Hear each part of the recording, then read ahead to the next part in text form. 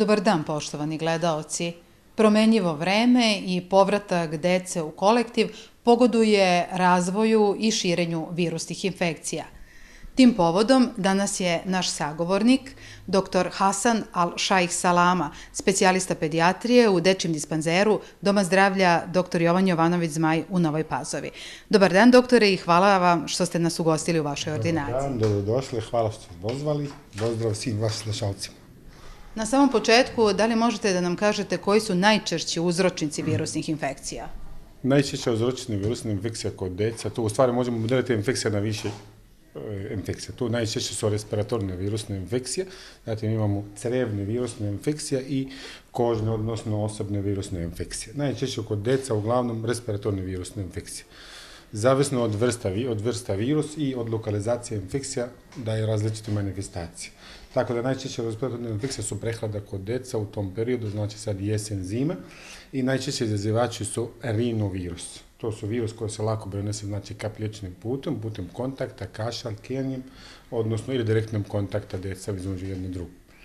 Zato se lako širi u kolektivima, znači i kao što su vrtići i jasle, i virus najčešće ulaze u organizma, znači putem koža, sluzo koža ili putem krvi. Sad simptome, odnosno klinička slika, zavise od lokalizacije i od vrsta virusa, odnosno od organ koji je napadnut. Najčešće mučenje od nosa i grla. Klinička slika može biti blažeg toka ili jačeg toka. Kod blagog toka to uglavnom ide sa blagom uvišenom temperaturom. Može biti malo curenje iz nosa ili zapušenost nos, blag kašalj, kenje, znači opšte stanje deteta nije značajno promenjena, može biti blag gubitak ili oslabljen apetit, tako da tu ta infekcija uglavnom prolazi za 5 do 6 dana bez ikakvih posljedica. Kod malo težih ili komplikovanih infekcija može doći do da bude jaka visoka temperatura, jače curenje iz nosa, jači kašalj, nekad deca imaju opstrukcija koje su osjetljive, znači to jeste na bronhijama, dolaze do zapušenosti, odnosno prepunjenosti bronhijama tim sekretom, tako da deca slabije dišu, znači imaju otežano disanje i te deca potrebno znači da se dobro pregleda kod ljekara, da se odredi terapija koja je potrebna.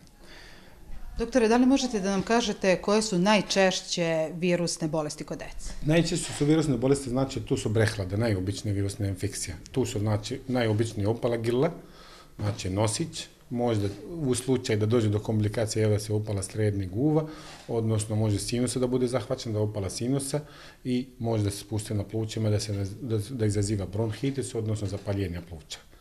To su najčešći, sad, u stvari, to su i komplikacije određene virusne bolesti.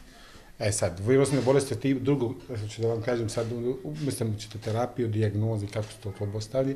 Uglavnom, za svaku bolest dijagnoza se postavlja na osnovu anamnezu, znači dobro uzeti anamneza od roditelja, na osnovu kliničke slike i na osnovu laboratorijske nalaza. Znači, dobar pregled određuje se, znači, u kakvoj kliničke slike se radi. Da li je potrebna antibiotička terapija ili nema potrebe. Često su, znači, najčešće terapija to uglavnom kod većina virusnih infekcija blažeg toka, tu su najčešće, znači, simptomatska terapija, povećati one stočnosti, vitaminska ishrana, antipiretice, davanje lekova za skidanje temperature, znači, tu kao što febricet, paracetamol i fralgan ili brufen, zatim obavezno toaleta nosa, čišćenje fiziološkim rastvorom, odnosno na kabi za nos, kod komplikovanih infekcija, znači, koje brate, recimo, tipa zapaljenje srednjeg uva ili opala grla ili sinus ili bronhitis ili opala pluća, to potrebna antibiotička terapija, to je ordinirajući lekar.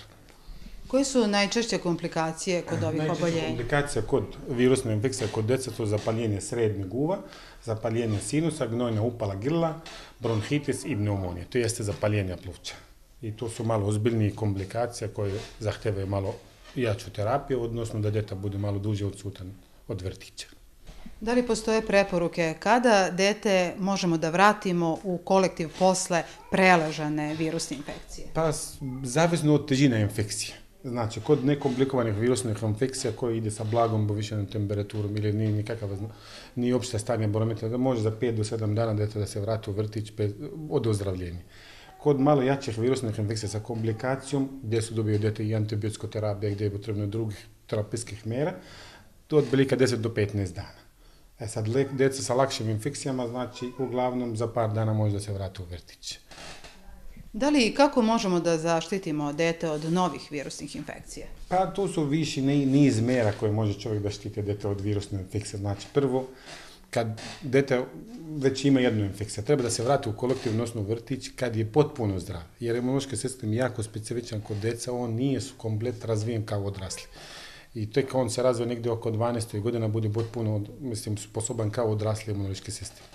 Tako da djeca treba dobro da oporavi posle virusne infekcije, da momentu da se vrati, da kažem, na određen nivo zaštita, da bi mogao da se brane od sljedeće eventualne infekcije. I što se dešava malo ređe u poslednje vreme, većina roditelji, čim dete ozdravi, treba ga pustiti u vrtić, što nije dobro, mislim, za dete. Treba dobro da oporavi, jer to bude doslovno da se vrati u vrtiće gdje su ostala deca da su zdravi. Ne da se vrati u vrtiće gdje ima još bolesna deca. Znači, on treba prvo da se oporavi dete kako treba i onda i da ide u vrtiće gdje su samo zdrava deca.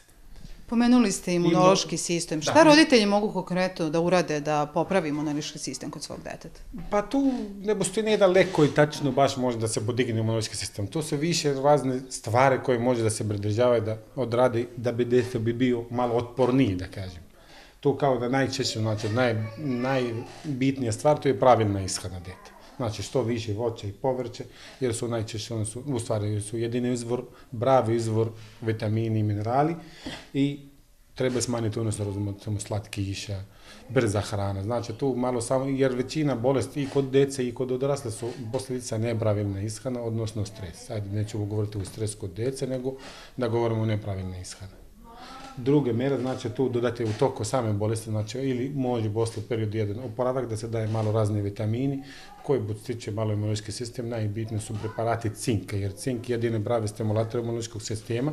Sad da ne reklamiramo određene preparate, postoje dosta preparate na bazi cinka, u apotekama može da se nađi i može u posljednje vreme češće se koriste probiotici kao za dodatno budizanje imuniteta, jer to su zdrave bakterije koje obnavljaju u stvari stari ili oslabljene bakterije koje u našem organizmu ima na milijoni i milijarde koliko ih ima. I normalno dete treba što više fizičke aktivnosti i treba potreban dobar san za dete u smislu većine djece sad u poslednje vreme dosta igrice, kompjuter, znači treba dosta dobro da se odmori i treba to normalno dovoljeno unestečnosti, znači i vakcinacija je jako bitna, to vjerojatno tu nema nikakvih problema, jer uglavnom skoro 100% ljudi redovno vakciniše protiv svih zaraznih bolesti. Tako da tu više stvari koje treba se pridržavati, najbitniji pravilna ishrana, znači to osnov svega. Da li imate neki savjet za roditelje? Pa, opšte savjet, znači to uopšte za svako dete, znači treba tamo izbjegavati, znači kažem ja insistiram stvarno na pravilnu ishranu kod svakog deta, jer kod pravilne ishrane, kako dete dobro unese sve potrebne vitamini i minerali, to su retke bolešljive dete. I normalno treba izbjegavati uvijek, znači naučite dete normalne higijena, branja ruka, izbjegavajte kontakt sa bolesnicima, znači to su obične mere. Doktor, ja vam se zahvaljujem na ovim korisnim informacijama. Hvala i vama.